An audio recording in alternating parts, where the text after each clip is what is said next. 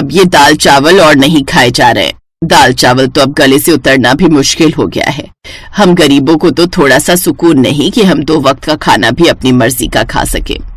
बूढ़ी गायत्री की बात सुनकर घर में सभी की आंखों में आंसू आ जाते हैं और उन्हीं आंसुओं के साथ वो दाल चावल खाने लगते हैं। आज के समय में रोज के सिर्फ 150 रुपए कमाने वाला इंसान अपने इतने बड़े परिवार को भला क्या ही खिला सकता था।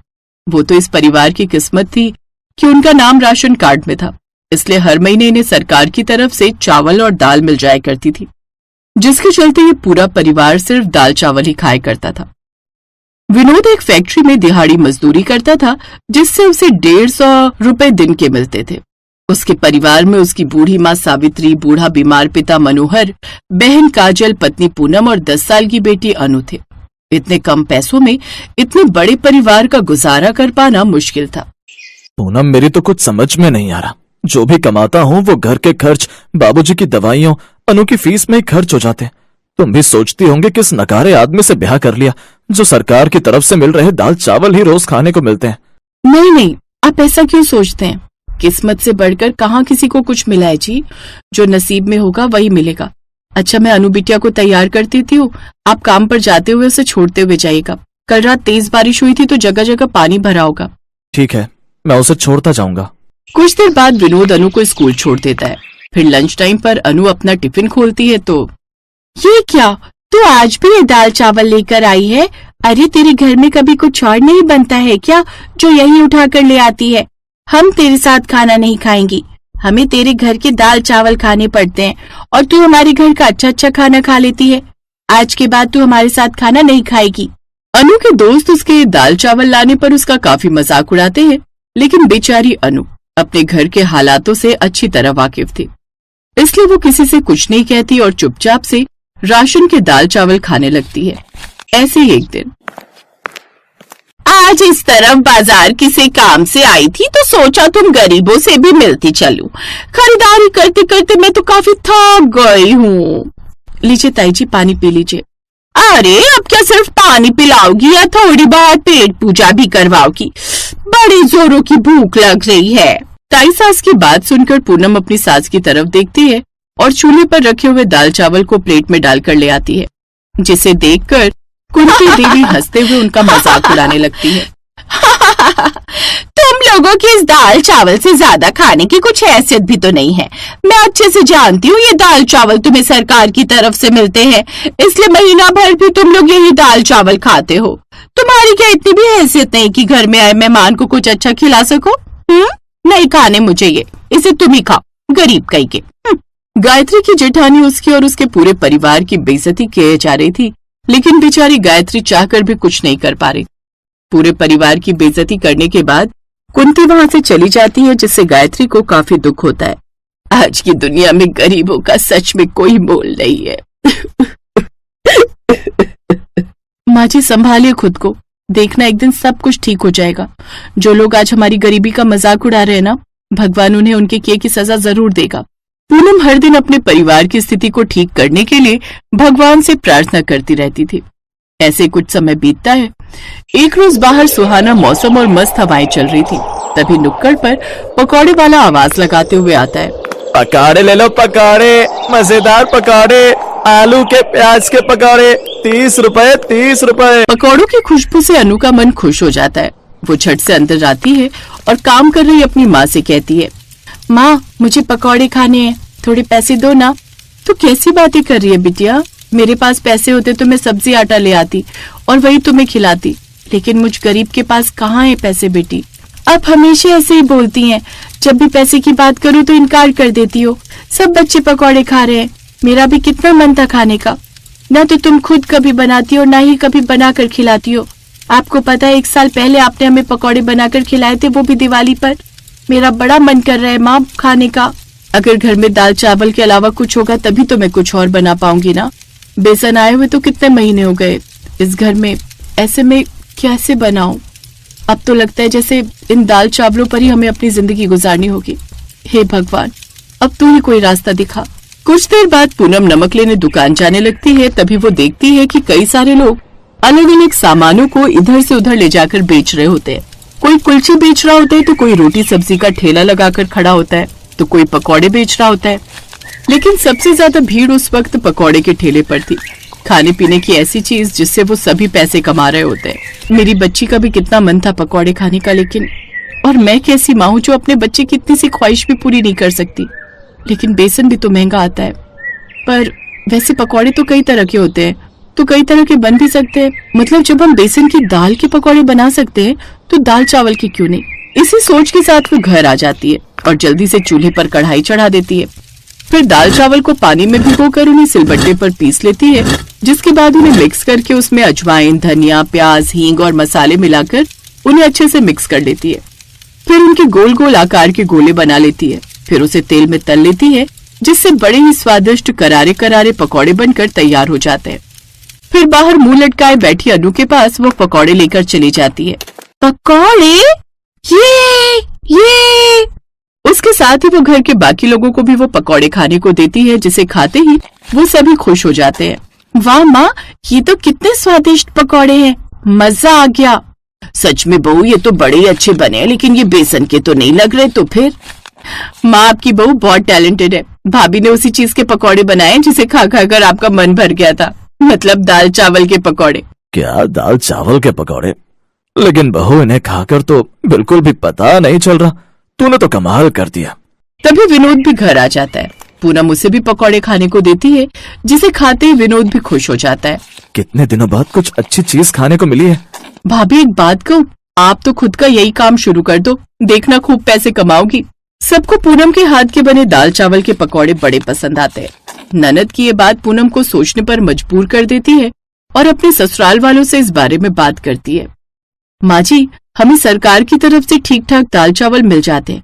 पूरा महीना खाने पर भी बहुत सारे दाल चावल बच ही जाते हैं। तो क्यों ना इन बचे हुए दाल चावल के पकौड़े बनाकर हम बाहर ले जाकर बेचें। इससे मैं कुछ पैसे कमा सकती हूँ। आप इजाजत दे तो।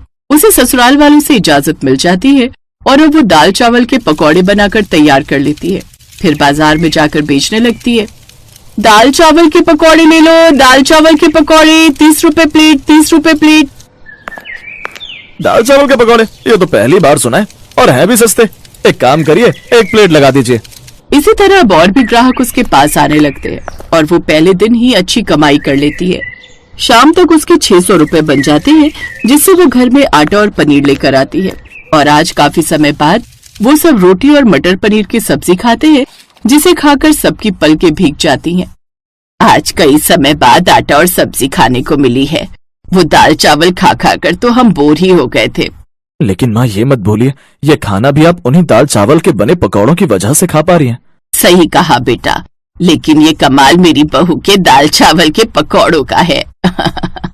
उस दिन के बाद उनके दिन बदलने लगे और अब विनोद भी अपनी पत्नी के साथ दाल चावल के पकौड़े बनाकर बेचने लगता है, जिससे वो खूब पैसे कमाने लगते हैं।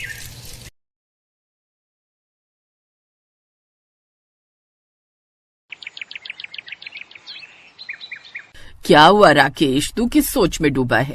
नहीं तो। नहीं, कोई बात तो है। बता ना, तेरी शक्ल से लग रहा है कि तू कुछ परेशान है।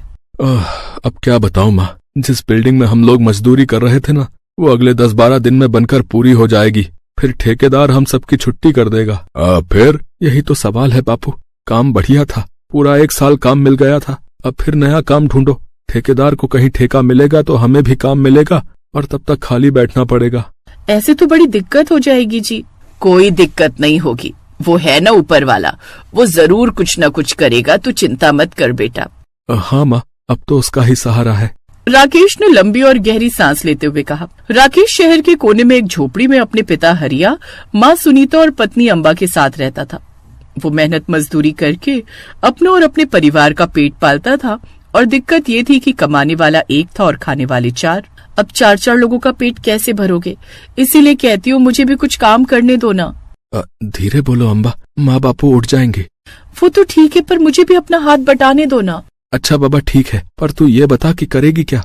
कुछ भी, कहीं झाड़ू पोछा, बर्तन धोना, कहीं भी कुछ भी काम मिल जाए। पर मेरे होते हुए तू क्यों पसीना बहाना चाहती है? घर में तुझे कम काम होते हैं क्या, जो अब बाहर भी करेगी? क्यों, आप सारा दिन खून पसीना एक नहीं करते हो क्या? तो मैं क्यों नहीं कर सकती? अच्छा बाबा ठीक है, देखता हूँ। अब खुश?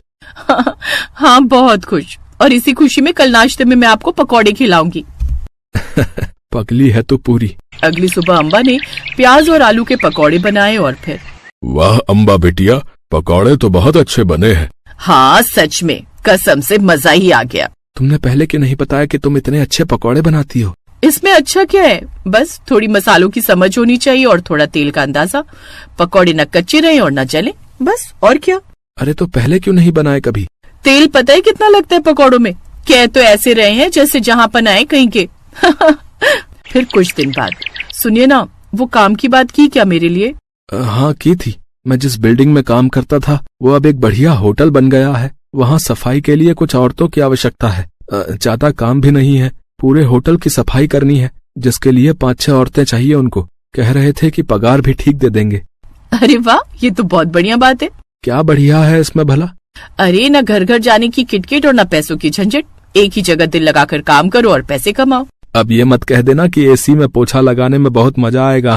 हाँ, ये तो मैंने सोचा ही नहीं, सच में बहुत मजा आएगा। तू पगली है पूरी, लेकिन मैं तेरे लिए खुश हूँ। कम से कम तुझे मेरी तरह धूल मिट्टी में और धूप में ईंटें तो नहीं ढोनी पड़ेंगी।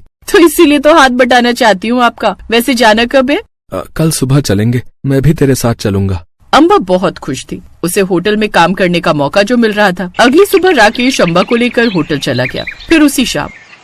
कैसा रहा पहला दिन? बहुत बढ़िया। कितना बड़ा होटल है वो, बाप रे। तो पूरे 1 साल काम चला है उसका। और पता है, उन्होंने हमें एक ड्रेस भी दी है और कहा है कि रोज इसी ड्रेस को पहन कर आना है। हाँ, मैं तो ये सोच रही थी कि रोज रोज मैं क्या पहन कर जाऊंगी, लेकिन ये झंझट भी खत्म। अच्छा सुनो, मैं बताऊँ आज क्या हुआ? हाँ बताना क्या हुआ। अम्मा बाबूजी को भी बुला लो, फिर बताती हूँ। कुल मिलाकर हम 6 औरतें हैं। सबको अलग अलग जगह की सफाई की ड्यूटी मिली है। ड्यूटी मतलब? अरे अम्मा, ड्यूटी मतलब जिम्मेदारी। जैसे एक को लॉबी की जिम्मेदारी दी है, एक को सारी लिफ्ट देखनी है वो जो ऊपर नीचे जाती है, और मुझे मिली है रसोई की सफाई। बस ये बढ़िया है। रसोई तो वैसे भी छोटी ही होती होगी ना। ना बाबूजी, ये बड़ी सी रसोई है। अरे 7-8 तो रसोई है, सब एक से बढ़कर एक खाना बना रहे थे। जब वो खाना बना लेते हैं तो मुझे उनके चूल्हे, उनकी मेज और फर्श को साफ करना होता है। और बर्तन कौन धोएगा? उसके लिए तो बड़ी सी मशीन लगी है, वो अपने आप बर्तन धो के, मांज के और साफ करके दे देती है सारी प्लेटें। अरे वाह, क्या बात है, ये तो बढ़िया है। राकेश, हरि और सुनीता अम्बा के लिए बहुत खुश थे। फिर अगले दिन, अरे वो छोड़ो, एक बात बताऊं, हैरान रह जाओगे आप लोग। हाँ बताना। अब पहले ये बताओ, हमारे होटल में एक प्लेट पनीर पकौड़े कितने में मिलते होंगे? जरा अंदाजा लगाकर बताओ। हमें क्या पता, हमने थोड़े ही कभी खाए हैं पनीर पकौड़े। पनीर होगा करीब 200-250 रुपए किलो। थोड़ा बेसन, मसाले वसाले। एक प्लेट में आते होंगे 6 से 7 पकौड़े, तो हद से हद 60-70 रुपए के होंगे। और क्या? बाबूजी, पूरे 400 रुपए की एक प्लेट मिलती है पनीर पकौड़े की वहाँ पर। हाय दैया, और लोग खाते भी हैं इतने महंगे पकौड़े। हाँ बिल्कुल खाते हैं। और पता है, वो तो वेटर लोगों को 50 से 100 रुपए अलग से दे जाते हैं ऐसे इनाम में। अच्छा, तो क्या वेटर बनाते हैं वो पनीर पकौड़े? नहीं जी, बनाते तो कुक है, पर टिप वेटर लेकर जाते हैं। ये सही है, मेहनत किसी की और इनाम किसी को है। नहीं बाबूजी, कुक लोगों को इनाम की जरूरत नहीं, उनकी तो तनख्वाह होती है कम से कम 30 से 40 हजार रुपए महीना। हाँ और नहीं तो क्या। अम्बा के ससुराल वाले बहुत चाव से उसकी बातें सुनते रहे और अम्बा भी उतने चाव से होटल की बातें उन्हें बताती रही। ऐसे ही वक्त गुजर रहा था और फिर एक शाम, अम्मा, बाबूजी। क्या हो गया, तुम चिल्ला क्यों रही हो? अरे बात ही कुछ ऐसी है। अम्मा जल्दी इधर आओ। ऐसी बात बताऊंगी कि आप सब हैरान रह जाएंगे। अरे पर हुआ क्या है बिटिया? बाबूजी पता है, आज जब मैं रसोई में सफाई कर रही थी ना, तब बाकी रसोइये कहीं गए हुए थे, शायद कपड़े वपड़े बदलने। तभी वहाँ हमारे होटल के मैनेजर साहब आए। मैं उनको जानती हूँ पर वो मुझे नहीं जानते। हाँ तो फिर क्या हुआ? उन्हें लगा कि मैं भी कुक हूँ। उन्होंने मुझसे कहा कि बढ़िया से पनीर पकौड़े बनाकर लाओ जल्दी। है, पर तू तो सफाई वाली की ड्रेस में होगी ना? नहीं बाबूजी, वो काम करते हुए मेरी कुर्ती पर चटनी गिर गई थी, तो मैंने अपने घर के कपड़े ही पहन लिए, इसीलिए वो मुझे पहचान नहीं पाए। अरे फिर क्या हुआ, फिर मैं रसोइयों का इंतजार करने लगी कि वो आए और मैं उन्हें बताऊं कि मैनेजर साहब ने बढ़िया से पनीर पकौड़े मंगाए हैं। फिर क्या हुआ? मैंने बहुत देर इंतजार किया पर कोई आया ही नहीं। फिर मैंने उठाया बेसन और फिर लिया पनीर और लगी पकौड़े बनाने। है? सच में? फिर? जब तक रसोइये आते तब तक तो मेरे पकौड़े बनकर तैयार थे। मैं प्लेट में बढ़िया से पकौड़ों को सजाकर मैनेजर साहब के ऑफिस में लेकर गई। अम्बा बिना सांस लिए पूरी कहानी बताती जा रही थी और उसके ससुराल वाले एकटक उसे सुने जा रहे थे। तब पता चला कि मैनेजर साहब के दफ्तर में कोई बहुत बड़ा आदमी बैठा था। उसने पकौड़े खाए और फिर पता है क्या हुआ, उसे वो पकौड़े इतने अच्छे लगे कि उसने झट से अपनी जेब से 500-500 के 2 नोट निकाले और मुझे इनाम दिया। अरे वाह, 1000 रुपए। अरे हाँ, पूरे 1000 रुपए। और फिर आगे तो सुनो। थोड़ी देर बाद मैनेजर साहब मेरे पास आए और बोले, अम्बा मैं नहीं जानता था कि तुम यहाँ क्लीनिंग डिपार्टमेंट में हो, लेकिन तुमने जो पकौड़े बनाए थे वो सच में बहुत लाजवाब थे। तो कल से तुम क्लीनिंग में नहीं बल्कि कुकिंग सेक्शन में काम करोगी और तुम्हें मैं तुम्हारी सैलरी बढ़ाकर 25,000 कर रहा हूँ। क्या कहा? 25,000? हाँ माँ, आपके आशीर्वाद से देखो ना क्या चमत्कार हो गया। तूने तो कमाल कर दिया अम्बा। अरे इतने पैसे कमाने में तो मुझे कई महीने लग जाते हैं। हाँ, एक बात और है। अब क्या रह गया अम्बा? कल सुबह सब तैयार हो जाना है। पर क्यों, कहीं जाना है क्या? हाँ अम्मा। अगली सुबह अम्बा अपने होटल पहुंची और वहाँ एक मेज के आसपास सबको बिठा दिया और फिर, अम्बा ये तू कहाँ ले आई हमें? अरे कोई देख लेगा तो बवाल हो जाएगा। अपने मैनेजर सर से पूछ कर लाई हूँ, चिंता मत करो, बस आप लोग 10 मिनट बैठो, मैं अभी आती हूँ। ये कहकर अम्बा वहाँ से चली गई। तभी कुछ देर बाद अम्बा वहाँ कुक की ड्रेस में आई और उसे देखकर हरिया और सुनीता की आंखों से खुशी के आंसू बहने लगे। अम्मा, बाबूजी, ये लो मेरे हाथ के पनीर पकौड़े। क्या ये हमारे लिए? हाँ, हमारे मैनेजर सर ने पूछा था कि कुक बनने के बाद सबसे पहले क्या बनाओगी, तो मैंने उनसे कहा था कि सर मैं फिर से पनीर पकौड़े बनाऊंगी और अपने घर वालों को खिलाना चाहती हूँ। तो पता है उन्होंने क्या कहा? उन्होंने कहा कि उन सबको यहाँ लेकर आओ और अपने हाथ के पनीर पकौड़े खिलाओ। अब जल्दी से खाकर बताओ तो सही कैसे बनाए हैं। अम्बा ने वाकई बहुत ही अच्छे पनीर पकौड़े बनाए थे। दूसरी तरफ उसके ससुराल वालों ने पहली बार पनीर पकौड़े खाए थे, तो उनकी खुशी का अंदाजा सिर्फ अम्बा ही लगा सकती थी।